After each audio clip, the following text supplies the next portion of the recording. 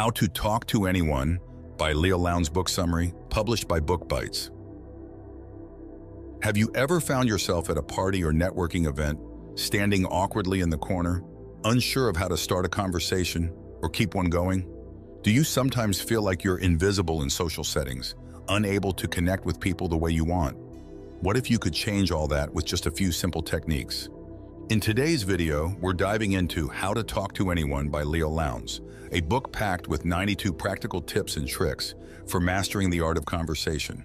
Whether you want to charm new friends, impress colleagues, or simply feel more confident in social situations, this book offers powerful insights that will transform the way you communicate. By the end of this video, you'll learn how to captivate anyone you talk to, make lasting impressions, and build meaningful relationships with ease. Ready to become the person everyone wants to talk to?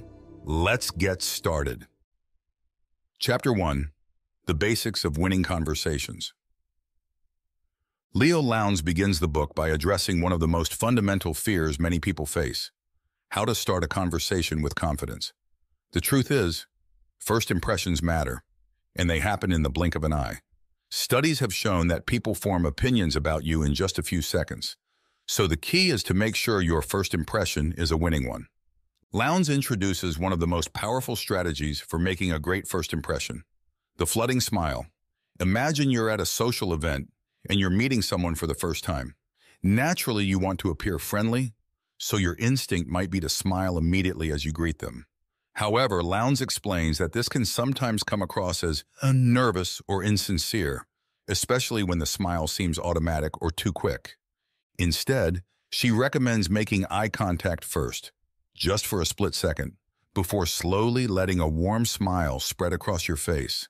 This subtle delay gives the impression that your smile is genuine and directed specifically at them. It creates the feeling that you're truly happy to see this person, not just flashing a quick smile for everyone. This technique helps you appear composed, confident, and welcoming. Another technique introduced in this chapter is sticky eyes, which is all about using eye contact to create a deeper connection with the person you're speaking to. Maintaining steady eye contact can make the other person feel like they have your full attention, signaling that what they're saying is important to you. However, Lowndes warns that you must strike a balance. Too little eye contact can make you seem disinterested, while too much can make the other person uncomfortable. The key is to hold eye contact long enough to show you're listening, but break it occasionally to keep things natural. These two simple yet powerful techniques, the flooding smile and sticky eyes, are fundamental to making a great first impression. They show people that you are both confident and interested in them, which instantly makes you more likable. Expanding the practical application. Practice the flooding. Smile by pausing before smiling when meeting someone new. Next time you're at a social event or networking session, consciously make brief eye contact and then slowly let a smile appear. Notice how this subtle change in timing makes the interaction feel more genuine. Use sticky eyes during your next conversation. Instead of letting your gaze wander, practice maintaining steady eye contact to show engagement. Remember, this doesn't mean staring. Use it strategically to signal genuine interest. Try combining these techniques in both personal and professional settings, whether you're meeting a new colleague or being introduced to a friend's acquaintance. Pay attention to how people react when you smile warmly and maintain eye contact. First impressions are critical, and mastering them can set the tone for any conversation. Lowndes emphasizes that these first few seconds are your opportunity to show confidence, warmth, and a genuine interest in the other person, qualities that immediately make you more appealing. Chapter 2. The Fine Art of Small Talk. Small talk often gets a bad reputation for being superficial or meaningless. But as Lowndes explains, small talk is the foundation of any relationship. It's the gateway to deeper conversations and building rapport. While it might seem trivial, mastering the art of small talk is essential for creating connections, whether in personal relationships, social events, or professional networking. Lowndes introduces a technique she calls the big baby pivot. Babies are naturally curious about everything around them. They don't hide their interest. Instead, they focus intently on whatever captures their attention, turning their heads and bodies toward it. In the same way, Lowndes advises us to shift our focus toward the person we're speaking with, as if they are the most fascinating person in the room. The essence of the big baby pivot is to make the other person feel like they are your sole focus. This technique helps to create a strong connection right from the start. One way to show genuine interest is by asking open-ended questions that encourage the other person to talk about themselves. People love talking about their experiences, passions, and ideas, and by being genuinely curious, you can build rapport quickly. Another key strategy from this chapter is non-gratuitous compliments. Compliments are a great way to make someone feel appreciated, but only when they are sincere. Instead of offering generic compliments like, "You look great," or "nice shirt," Lowndes encourages us to offer specific, thoughtful compliments that reflect our genuine admiration. This could be something like, "You always have such a great perspective on things," or "I really admire how well you handled that project at work."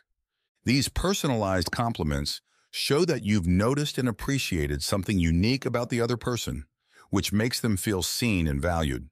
Expanding the practical application. In your next conversation, use the big baby pivot. Turn your body and direct your full attention toward the person you're speaking with, showing that you're deeply interested in what they have to say. Notice how this level of attention changes the dynamic of the conversation. Practice giving non-gratuitous compliments. Instead of offering surface-level praise, look for something specific and meaningful to compliment. It could be about their work ethic, a unique talent, or a positive personality trait. Try engaging in small talk with people you encounter daily, whether it's a colleague at the office or someone you meet while running errands.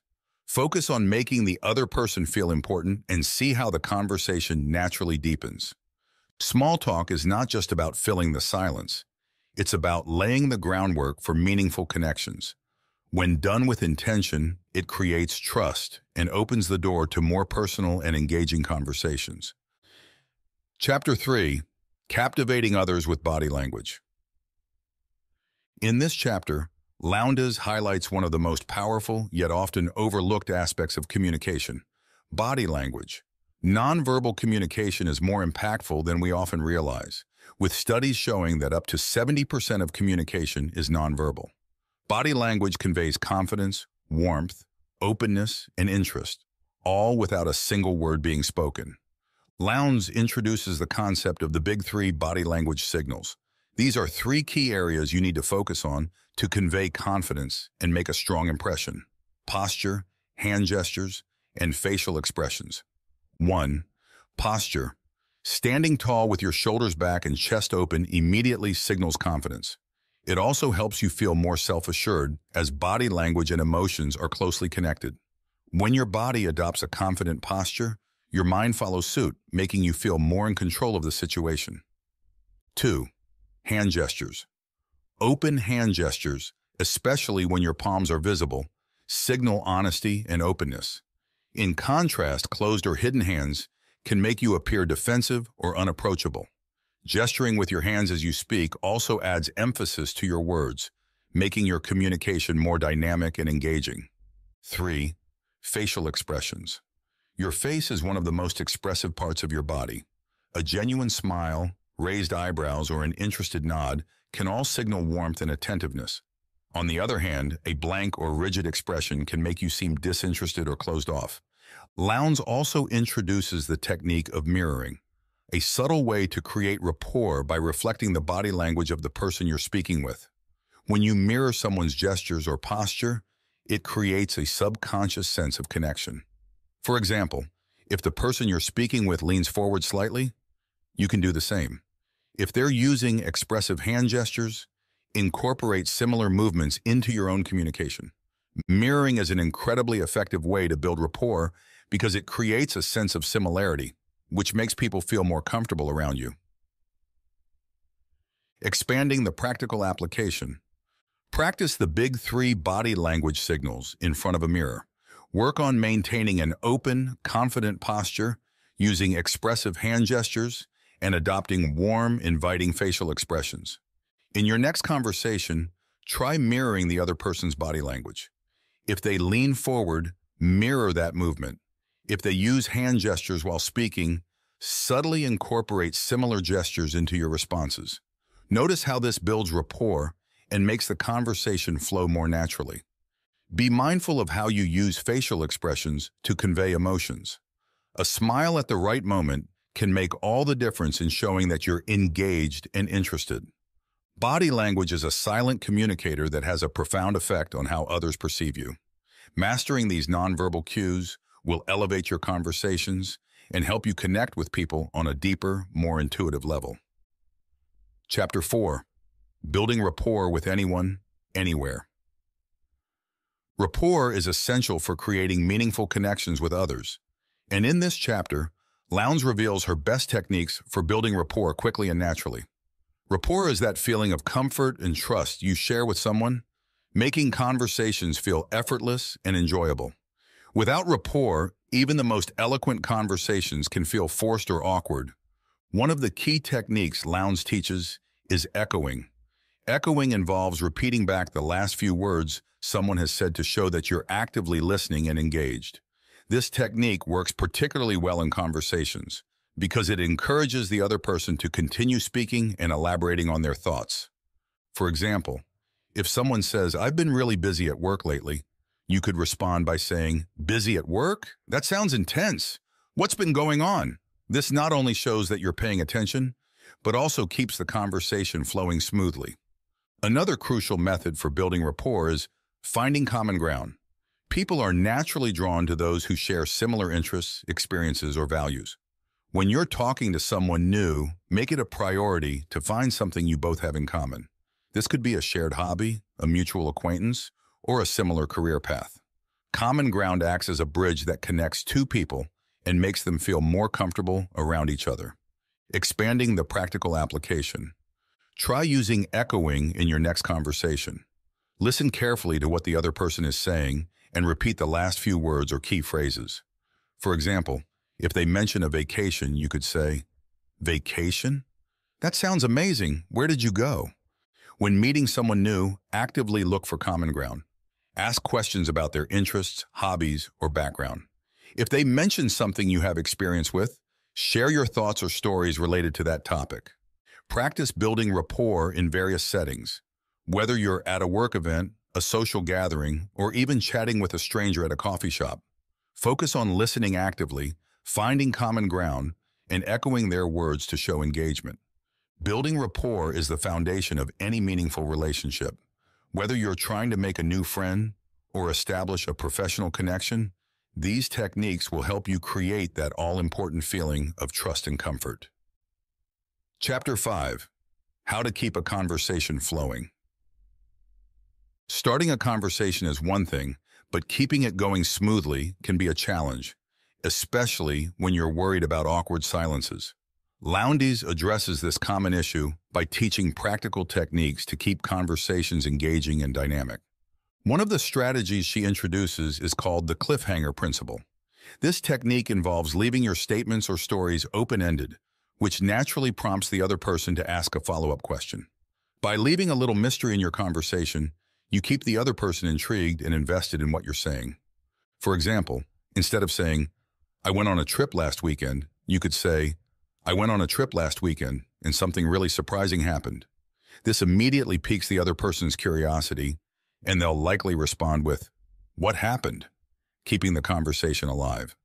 Another critical concept in this chapter is avoiding conversation killers. These are responses or behaviors that can abruptly stop the flow of a conversation, such as giving one-word answers, changing the subject abruptly, or steering the conversation toward uncomfortable topics. Instead, Lowndes advises us to use phrases like, "Tell me more about that," or "That's really interesting. Can you elaborate?" to keep the other person talking. Expanding the practical application. Practice the cliffhanger principle by leaving your stories or comments open-ended. The next time someone asks about your weekend, instead of giving a complete answer, add a little intrigue by saying something like, "It was great, but something unexpected happened." Be mindful of conversation killers. Avoid giving short, closed responses like "yeah" or "I don't know." Instead, focus on asking open-ended questions that encourage the other person to keep talking. If a conversation starts to stall, use questions like, "How did you get into that?" or "That's really fascinating. Can you tell me more?" to keep the dialogue flowing smoothly. Keeping a conversation alive requires a delicate balance of sharing, listening, and knowing how to prompt the other person to continue speaking.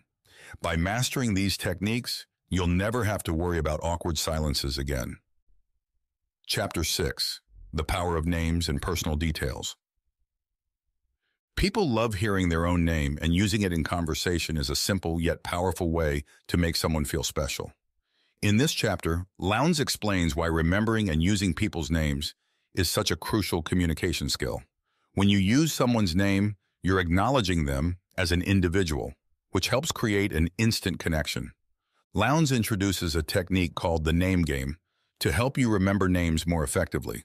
When you're introduced to someone, repeat their name immediately and use it several times during the conversation. For example, if you're introduced to someone named John, you could say, "Nice to meet you, John." And then later, "So John, how did you get started in your field?" This repetition helps solidify the name in your memory while also making John feel more engaged in the conversation. In addition to names, remembering personal details is a powerful way to make someone feel valued. Whether it's their favorite hobby, an important project they're working on, or even something as simple as their pet's name, recalling these details in future conversations shows that you were genuinely paying attention. Expanding the practical application. Practice the name game by repeating the person's name right after being introduced and using it throughout the conversation. If you meet someone named Sarah, make it a point to say her name a few times naturally, like, "So Sarah, how did you get into this line of work?" Take note of personal details people share with you during conversations and bring them up the next time you speak. For example, if someone mentioned they were working on a new project, you could ask, "How's your project coming along, Sarah?" After an important conversation, especially in professional settings, jot down key details about the person, including their name, hobbies, or personal interests. This will help you remember important information for future interactions. Names and personal details may seem small, but they have a big impact on how people perceive you. When you remember and use someone's name or personal information, you show that you care about them as an individual, which strengthens the connection between you. Chapter 7. Making a strong first impression. First impressions are crucial in both social and professional settings. In this chapter, Lowndes goes beyond the basics to teach you how to make an unforgettable first impression that leaves others wanting to get to know you better. It's not just about what you say, it's about how you carry yourself, the energy you bring, and how you make people feel.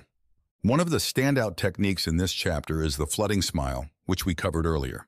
Lowndes explains that waiting a beat before smiling, rather than smiling right away, gives the impression that your smile is genuine and meant just for that person. This creates an immediate sense of connection and warmth. Lowndes also emphasizes the importance of posture power. Your posture says a lot about your confidence level, and people naturally respond to those who exude self-assurance. By standing tall, keeping your shoulders back, and maintaining an open, relaxed stance, you communicate confidence without saying a word. This not only makes you feel more in control, but also makes others perceive you as more competent and approachable. Expanding the practical application. Next time you're meeting someone for the first time, use the flooding smile technique. Hold eye contact for a brief moment before slowly letting your smile appear. Notice how this small adjustment makes the interaction feel more personal and genuine. Focus on improving your posture in social situations. Stand tall, pull your shoulders back, and keep your chest open. Practice this in front of a mirror to develop a confident, approachable stance. Experiment with how you greet people, whether it's a firm handshake, a friendly wave, or an enthusiastic hello, and observe how different forms of greeting impact their response to you. Mastering the art of first impressions can open doors in both your social life and professional career. By using body language, eye contact, and posture effectively, you'll make a lasting positive impression on everyone you meet. Chapter 8. Handling difficult conversations with ease. Difficult conversations are an inevitable part of life, whether they happen in personal relationships or professional settings. In this chapter, Lowndes provides strategies for handling challenging conversations with grace, tact, and confidence, helping you stay in control even when emotions run high. One of the techniques she teaches is the broken record technique. This involves calmly and consistently repeating your main point, no matter how the other person reacts. By sticking to your message and avoiding emotional escalation, you maintain control of the conversation and prevent it from spiraling into an argument. Lowndes also shares the art of agreeing to disagree. When you're in a conversation where it's clear that neither party will change their opinion, sometimes the best solution is to acknowledge the disagreement and move on respectfully. Instead of trying to convince the other person to see things your way, you can say, "I understand where you're coming from, but I think we'll have to agree to disagree on this one." Expanding the practical application, try the broken record technique. Next time you're in a difficult conversation, calmly and confidently repeat your main point without getting drawn into an emotional argument. This keeps you in control and prevents the situation from escalating. Practice the art of agreeing to disagree in situations where it's clear that a resolution won't be reached. Acknowledge the other person's perspective and politely express that it's okay to have differing views. Focus on maintaining a calm, composed demeanor during difficult conversations. Your tone of voice and body language play a crucial role in keeping the conversation respectful and productive. By mastering these techniques, you'll be able to navigate difficult conversations with confidence, ensuring that even challenging discussions remain respectful and constructive. Chapter 9, Ending Conversations with Grace. Knowing how to start and keep a conversation flowing is important, but knowing how to end a conversation gracefully is equally crucial. Ending on a positive note leaves the other person with a favorable impression, making them look forward to speaking with you again. Lowndes introduces the recap and appreciate strategy, which involves summarizing the main points of the conversation and expressing gratitude for the other person's time or insights. For example, you might say, "It was great hearing about your new project, Sarah. I really appreciate your perspective on managing your team." This reinforces the connection you've built and leaves the other person feeling valued. She also recommends using a smooth exit line to wrap up the conversation without making it feel abrupt. For instance, you could say, "I've really enjoyed our chat, but I need to head over to catch up with a colleague before they leave. Let's talk again soon." This way, you're leaving on a positive note, and the other person feels good about the interaction. Expanding the practical application. Practice the recap and appreciate strategy by summarizing the key points of your conversation and expressing gratitude. For example, "I loved hearing your thoughts on that topic. I really appreciate your insights." Have a few exit lines prepared for social events or networking situations. For example, "It's been wonderful talking, but I need to step out for a bit. Let's catch up again soon." Always leave the other person feeling positive by ending the conversation with a smile, a thank you, or a compliment. The way you close a conversation is just as important as how you start it. Knowing how to end a conversation smoothly ensures that both parties feel good about the interaction, leaving the door open for future discussions. Conclusion: become a master communicator. How to Talk to Anyone by Leil Lowndes is more than just a book about improving your conversation skills. It's a complete guide to building stronger connections, increasing your social confidence, and making lasting impressions in every interaction. By using the 92 practical techniques in this book, you can become a master communicator. Whether you're talking to strangers at a party, networking with colleagues, or deepening relationships with friends and family. The key to success in any social or professional setting is not just about what you say, but how you make people feel. By focusing on building rapport, using powerful body language, and showing genuine interest in others, you'll create meaningful connections that go far beyond small talk. So the next time you find yourself in a social situation, remember the techniques we've covered today, from the flooding smile to sticky eyes, from the big baby pivot to the recap and appreciate strategy. These simple but powerful tools will help you navigate any conversation with ease, charm, and confidence. Thank you for watching. And if you found this summary helpful, don't forget to like, subscribe, and share. Here's to mastering the art of conversation and building relationships that last.